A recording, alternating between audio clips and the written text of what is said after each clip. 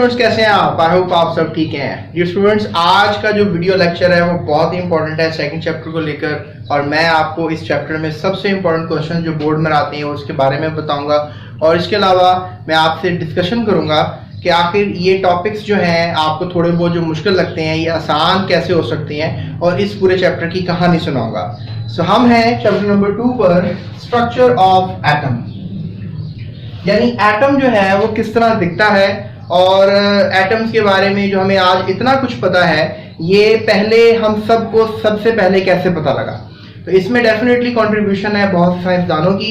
अगर हम बहुत ज़्यादा हिस्ट्री में जाएं तो डेमोक्राइटिस जैसे साइंसदानों ने जो है इसके बारे में बताया, लेकिन मॉडर्न दौर के अंदर आज से 300-400 साल पहले डाल्टन ने हमें जो है इंफॉर्मेशन दी, और उसके बाद आज मॉडर्न साइंस में 150 साल पहले बहुत से साइंसदानों ने कंट्रीब्यूट किया, जिसमें मैं सबसे पहले जे थॉमसन का नाम लेना चाहूँगा।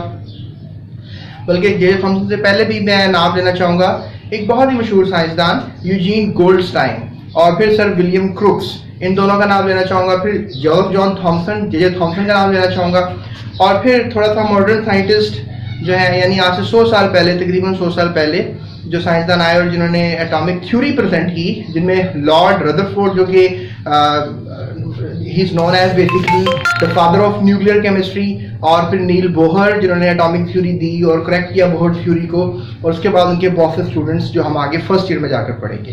तो इस चैप्टर में जो है पूरी पंडोरा बॉक्स है, पूरी कहानी है रिलेटेड कि एटम्स जो हैं वो कैसे दिखते हैं। तो पहले जो आपने सवाल तैयार करना है कि what was the contribution of Democritus towards the structure of an atom.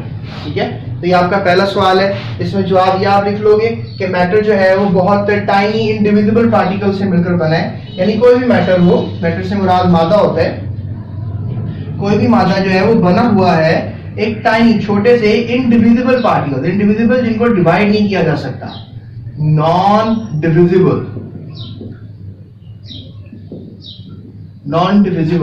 और इनको हम एटम्स कहते हैं। और इसके अलावा जो है आप कह लें कि ये जो पहली बात थी डेमोक्रेटिस ने हमसे की थी कि मादा जो है इंडिविजिबल पार्टिकल से मिलकर बना है। लेकिन उसके बाद डियर स्टूडेंट्स फिर हम ये सोचते हैं कि आखिर ये एटम का लफ्ज कहाँ से आया है, from where the word atoms come. तो लिहाजा वो आप कह सकते हो कि इट्स अ लैटिन वर्ड, ये लातीनी जुबान का लफ्ज है, और इसको एटोमोस से जो है वो निकाला गया है, ATOMOS, एटोमोस। इसका मायने जो है नॉट कट है बेसिकली। ठीक है, atomos mean atom mean not cut, तो लिहाजा मतलब ऐसी छोटी चीज जिसको मजीद नहीं काटा जा सकता, तो आप कह लें कि एटोमोस का मतलब इंडिविजिबल है, ये भी आप मीनिंग ले सकते हैं। तो बात करते हैं डाल्टन की।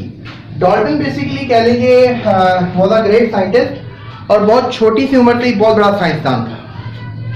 इसने डियर स्टूडेंट्स नजरिया ये दिया कि जितना भी मैटर है वो सारा बना हुआ है स्मॉल इंडिविजिबल पार्टिकल से, उसको बेसिकली एटम्स कहा गया। यानी प्रॉपर चैनल पे पहली दफा जो लफ्ज एटम है वो डाल्टन ने इस्तेमाल किया था। तो अभी हम बात करेंगे मजीद थोड़ा सा ये मजीद सब एटॉमिक पार्टिकल्स के ऊपर कौन से साइंसदानों ने ज्यादा काम किया था। सब एटॉमिक पार्टिकल्स के ऊपर जिन्होंने सब एटॉमिक पार्टिकल्स को बेसिकली डिस्कवर किया, उनमें यूजीन गोल्डस्टाइन जिन्होंने प्रोटॉन, जिनको पहले कैनाल रेज कहा जाता था, उसको डिस्कवर किया। उसके बाद जोसेफ जॉन थॉमसन, इन्होंने इलेक्ट्रॉन की नेचर को प्रॉपरली डिस्टिंग्विश किया और एक्सप्लेन किया। इसके बाद जो है एक और साइंसदान है जिनका नाम फिलहाल मैंने यहाँ पर नहीं लिखा, सर विलियम क्रुक्स।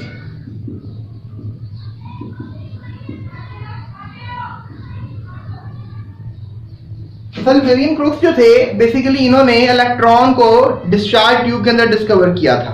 बेसिकली इन्होंने पहले कैथोड रेज कहा था, आप कह लो कि इलेक्ट्रॉन का नाम जो है वो बाद में स्टोने या सुडे नामी साइंसदान ने यूज किया, मैं थोड़ा सा मिक्सअप हो रहा है। उसके बाद स्टूडेंट्स रदरफोर्ड जो है इसने सबसे पहला एटॉमिक नजरिया दिया, एटॉमिक न्यूक्लियस का नजरिया दिया कि एटम में न्यूक्लियस होता है। लिहाजा रदरफोर्ड का gold foil experiment atomic nucleus की डिस्कवरी का बायस बना। उसके बाद स्टूडेंट्स इन्होंने एटॉमिक मॉडल भी दिया जिसमें कुछ करेक्शंस थी, उसको एक डेनिश साइंसदान जिसका नाम नील बोहर है उसने ठीक किया। तो लिहाजा नील बोहर ने आप कह लो कि एक एग्जैक्ट और करेक्ट उस वक्त के लिहाज से मॉडल दिया, जो बाद में थोड़ा बहुत उसमें गलतियां थी, डिफेक्ट्स थे, लेकिन एक जबरदस्त मॉडल बोहर ने दिया। और उसके बाद आप कह लो कि हमें फंडामेंटल पार्टिकल्स यानी ऐसे पार्टिकल्स जिससे एटम्स बनते हैं उसके बारे में पता लगा, जिसमें इलेक्ट्रॉन्स, प्रोटॉन्स और न्यूट्रॉन्स शामिल हैं। और फिर इस तरह आगाज हुआ इस नए दौर का और हमने सीखा कि जो एटम है उसमें इलेक्ट्रॉन्स हैं, प्रोटॉन्स हैं और न्यूट्रॉन्स हैं। और आज के मॉडर्न दौर के अंदर अगर हम ये बात करें कि रदरफोर्ड के डिस्कवर किए गए न्यूक्लियस के अंदर कितने ज्यादा पार्टिकल्स हैं, तो आज 100 से ज्यादा पार्टिकल्स जो हैं वो इस न्यूक्लियस के अंदर पाए जाते हैं, जिसको रदरफोर्ड ने 1909 के अंदर डिस्कवर किया था। तो स्टूडेंट्स, ये चैप्टर जो है वाकई में एक बहुत इंटरेस्टिंग चैप्टर है, तो मेरे साथ रहिएगा, इस चैप्टर को मेरे साथ पढ़िएगा ताकि आपको मैक्सिमम जबरदस्त बातें मैं बता सकूं। सो अभी के लेक्चर के अंदर मैं इतना ही बताऊंगा आपसे स्ट्रक्चर ऑफ एटम के बारे में। मेरे नेक्स्ट लेक्चर के अंदर मैं आपको बताऊंगा